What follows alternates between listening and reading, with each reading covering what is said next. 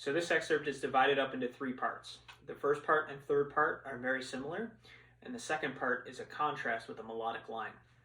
This is one that you'll definitely want to listen to a bunch of times so you understand how the flow of it works. In the first 6 measures, we have rests in the beginning of each measure, and in those rests, the woodwinds play every time. It sounds something like pia,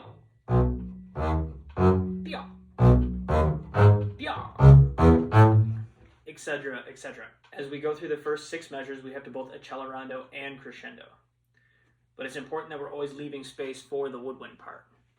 So if we imagine pia, pia, pia, pia.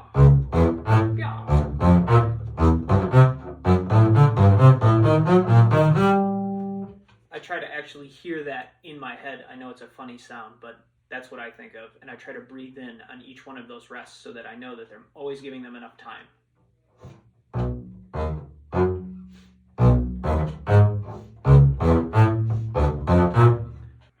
When we get to the second line, it's very important that we keep a rhythm consistent in the tied notes.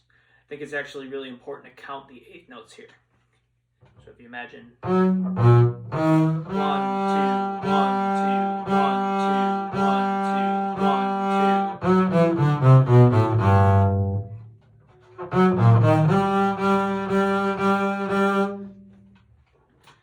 On the way down that scale, I've found that just 4, 1, 4, 1, 4, 1 is the most consistent fingering.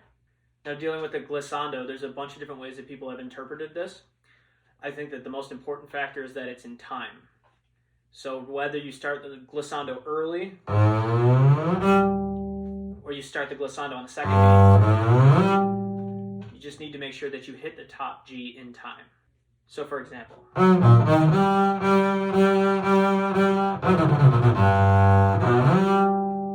for the middle section, I prefer to start each one of these figures up bow.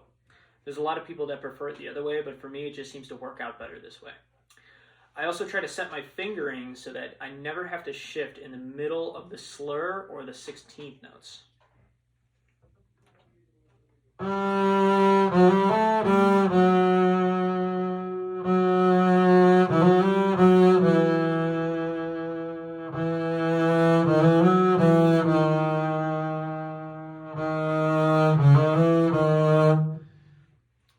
I think that using drop thumb technique and the extended fingerings works the best for this.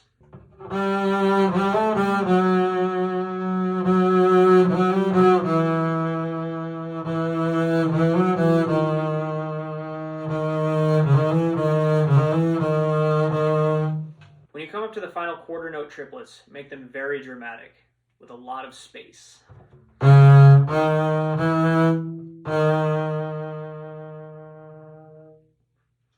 Hold that D sharp longer to add to the drama. The third section starts very similar to the first section.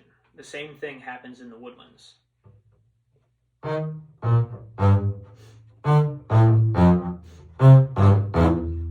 Make sure you're always leaving enough space, but also accelerandoing through it. For the final scale in the last couple measures, I find it helpful to close the G on the way up the scale.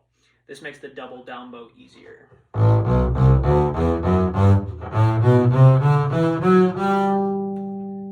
And just as with the other glissando, there's several ways you can do it, but the most important thing is to make sure that you hit the high G in time.